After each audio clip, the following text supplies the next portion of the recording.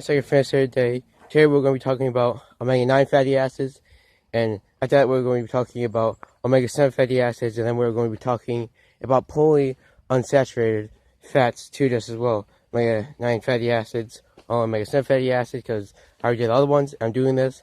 I'm going to cut the videos up short so you get the information good. And I know I'm talking about it, I know I'm talking about clearly, so I can give it to you. So omega-9 fatty acids. Now what are they known as? As a group, they're unsaturated, they're low in cholesterol, decreased cholesterol, they're high in HDL, not high in LDL, so they don't supply high cholesterol to the body cells and blood tissue, and from the arteries, prevents the blood vessels from supplying the blood flow and oxygen flow to it as well, which is caused by a plaque buildup when the heart tells the blood vessels, you gotta get in there, the arteries need help, they can't be narrowed or clogged, because if they are, no blood flow is going to get in, no oxygen is going to get into the body cell, but they're going to die. So they're like, oh no, we cannot stop what's going to happen. And there's a whole bunch of plaque buildup, there's a whole bunch of LDL buildup, fats that are high in cholesterol, there's a buildup in that too, and they clog, they form upon each other, and they create atherosclerotic plaque, as we talk about. And the thing, if you lose the clogged arteries and narrowed arteries too, this is when there's a lot of plaque, just as well, and there's no room for the oxygen and blood to flow, so that's when we have problems with body cells and blood tissue and deteriorating and killing them. That's it. It leads to a lot of heart problems, leads to a lot of liver problems. Now, what are the fats highest in omega-9 fatty acids? Now, two classifying groups of this are eucric acid and fructanic acid. I just want to label what.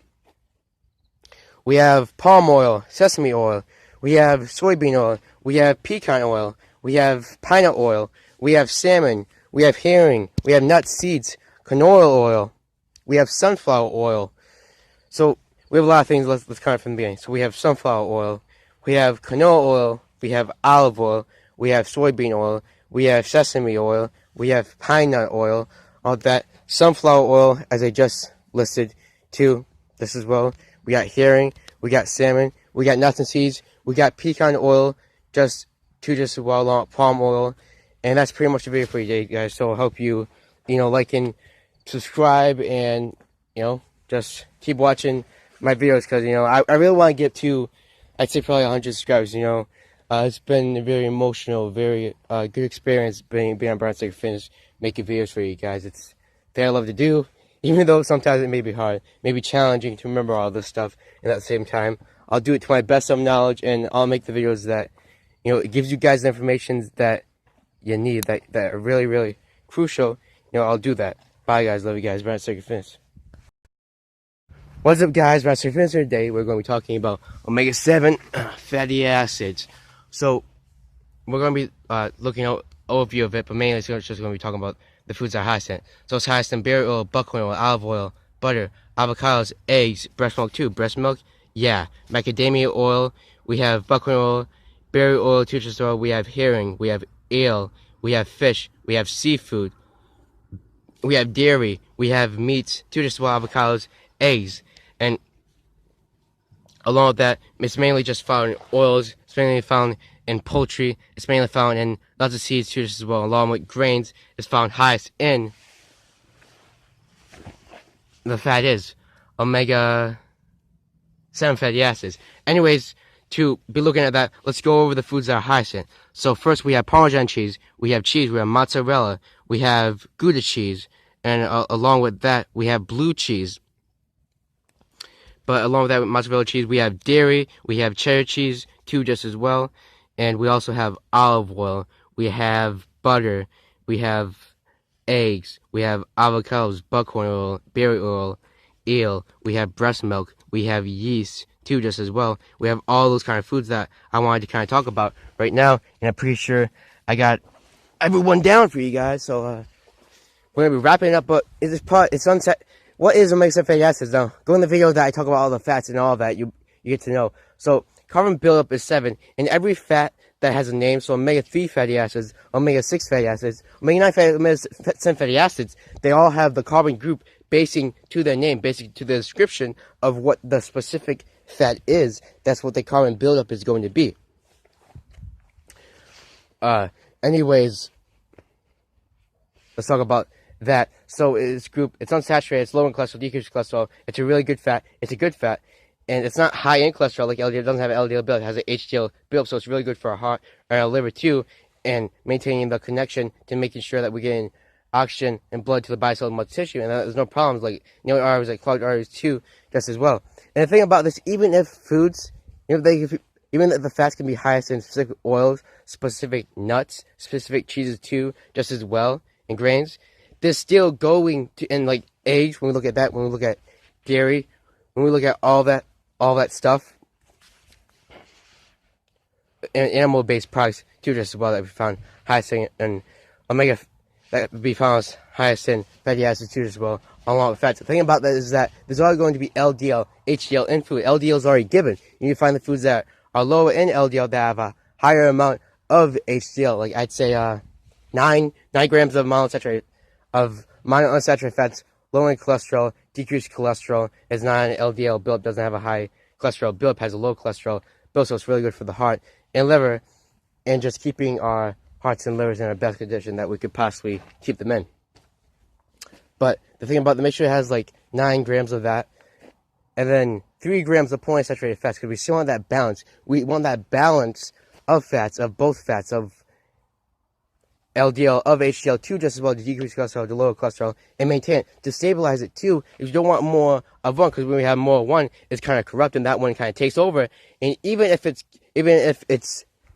good, too much of it being supplied, the body will lead to the same effects as LDL does. So that's the thing, you gotta maintain the fats, you gotta maintain the balance of everything, how many fats you have, along with the nutrition, micronutrients, microminerals, and minerals and vitamins. We maintain that relationship. Anyways, this is the thing that happens is when the heart's like, all right, blood vessels supply this oxygen and blood I'm giving you the body cells, muscle tissue. You gotta go through the arteries first. So the thing that blood vessels are like, oh hey arteries, I got this blood, that I'm going to flow through here. I got some oxygen, I'm going to flow through here. Arteries like, you're too late.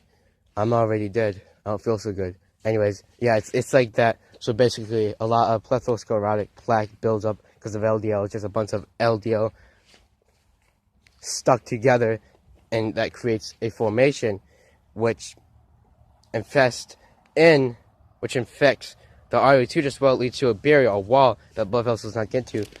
And so when they're not getting that, there's no blood flow, there's no oxygen, so there's low to none blood circulation to us as well, and the body cells and muscle tissue start deteriorating. They start dying out too, just as well. Like daily oils, I wanted to mention that. And then, of course, it starts to eat at the muscles, the nerves, the bones too, just as well. The cholesterol starts to destroy the body cells and muscle tissue. As we know, it leads to a lot of atrophy, and leads to muscle fibers.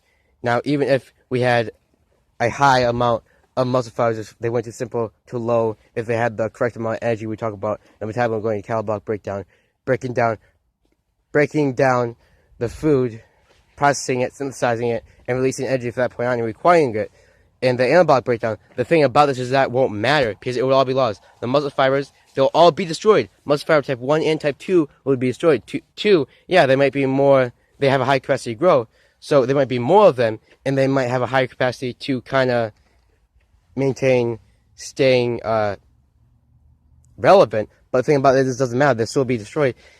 In our heart and liver, it leads to a lot of problems. We have liver failure, we have LDL, we have fatty heart, we have fatty liver, too, just as well, premature death.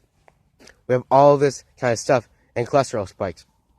And really, really bad for our heart and liver, but that's the video today, guys. Hope you guys liked it. And, that's pretty much it. What's up, guys? Brad saying for today. Today, we're going to be talking about foods highest in polyunsaturated fats. Let's get started here. We got tofu, we got soy, we got corn oil, we got soybean oil, we got sunflower oil, safflower oil, and what else do we have? We have walnuts too, just as well. But that's not it. We got sunflower seeds, flaxseed oil. We have that too as well.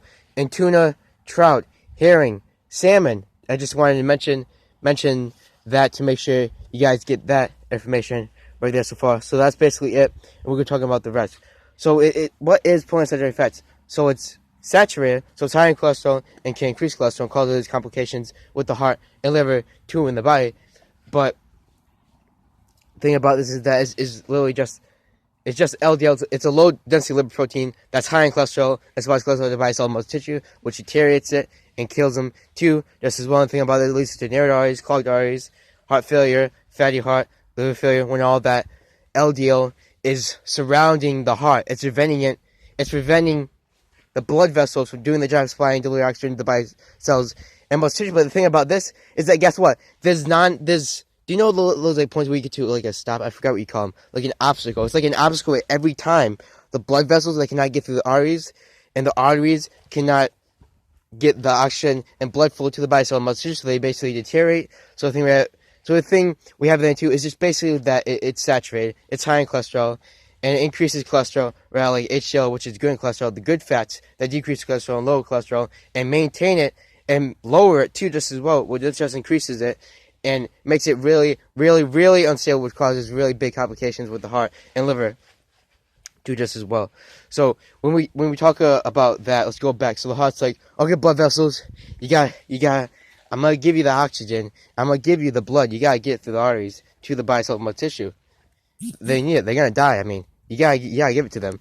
And blood vessels like, all right, I'll do it. Anything for you, heart. You wanna be my girlfriend? The heart's like, yeah, sorry, I'm I'm kind of into open relationships. I got a relationship with the liver right now. She sent me news yesterday. She sent me pretty good liver pics yesterday. I'd say it was making me pretty hot. It was making my heart beat as fast as it could possibly be, as I am a heart. Yeah, that's a heart. That's a body. The body makes love. The body makes love to itself. The organs in the body make love to itself. Anyways, from the beginning, this is what it does. So the blood vessels are like go through the arteries and like, okay, I got the oxygen, blood. Let me get through there so I can supply it so I can deliver it to the body cell and tissue. And then her arteries like, you're already too late. They have already destroyed me. Sorry, I don't feel so good. And I said in one video, but basically there's a atherosclerotic plaque buildup. It's LDL, bad fats that are higher in cholesterol can increase cholesterol. They all combine together. They can join to create an even more powerful fat, even more powerful one that's unstoppable. And not even a little bit of HDL, not even a comparable amount of HDL could stop it because it's so powerful. It's so much. It's so high in cholesterol. The low density liver protein buildup. Along with that, there's so many low density liver proteins at this point that combine together to create an even bigger and more deadly and more fatal LDL, more fatal cholesterol, bad cholesterol, higher cholesterol. So the thing about this is atherosclerotic plaque, they create a buildup into it as well. They can join the LDL, low density liver protein that supply and deliver cholesterol to the body cell. The muscle tissue, which deteriorates it and kills it too just as well. So the thing about this is it creates a wall barrier that the blood vessels cannot get through. Oxygen and blood flow cannot happen, so we have blood circulation problems. There's no blood flow, and just as that, we have no oxygen flow to just as well. Getting through there, regularly flowing through there to get the body cells and muscle tissue. It's like flowing like a fish, like a Nemo, like Nemo. Yeah, and that's basically it leads to blood circulation too, just as well. Along with that, and there's a lot of fat around the muscle too as that, and the fat's eating around that too, at least to atrophy. And again, it's going to be supplying the body with more fat than it already has too. When we talk about the body composition, just as well, we talk about body fat, we talk about water fat, we talk about visceral fat, the fat that's on the inside, the fat that's on the outside too, just as well. That is going to be adding to it. The fats, the saturated fats, the fats that are higher in cholesterol, that increase cholesterol, the bad fats, the fats that are deadly for us, that if we don't maintain a connection with HDL and LDL, our lives could be on the line. Our hearts and liver could go into failure any minute. We could get premature death. We don't know when we're going to die. We don't know when it's going to happen. We don't know what day. We don't know what time. We don't know anything. It just happens. And that is, I think, the most, I forgot what to call it, profound, death there is. I mean, you don't know anything. You did not know anything if you're going to die, or like when you're going to die. It's very scary when you look at, because we don't give a time, and this doesn't give a time either. What's that car doing? Alright, anyways, there's a truck coming. But yeah, we don't even know when. And then when we hurt our heart, when we hurt our liver, we're getting things like LDL, bad cholesterol, high cholesterol, and supplying it to body cell and tissue, preventing the oxygen and blood from being supplied to. So we have no blood circulation, and the heart is starting to go in failure too just as well. Because everything it's meant to do in the body, it's not doing just as well. And if all that stuff does not go right, the heart, it's slowly going to die if it cannot do what it was supposed to do. Well, the blood vessels, they have no purpose to live. they cannot even do it. If you cannot do if they cannot do their function, they have no reason to live. And if they cannot do their function, they are not functional. If they are not functional, they are going to die and fail. They are going to just, I don't even know, like shitty ass Avengers, Infinity War and Endgame. Those movies were stupid. Disney is stupid. Disney is mega stupid. I hate Disney. I'm a DC fanboy. I love DC movies. I hate Marvel. Seriously. Now, I don't like what they did with the DCEU, but it's not actually their fault. They released the Snyder Cut. The Snyder Cut was going to be amazing. And then, guess what?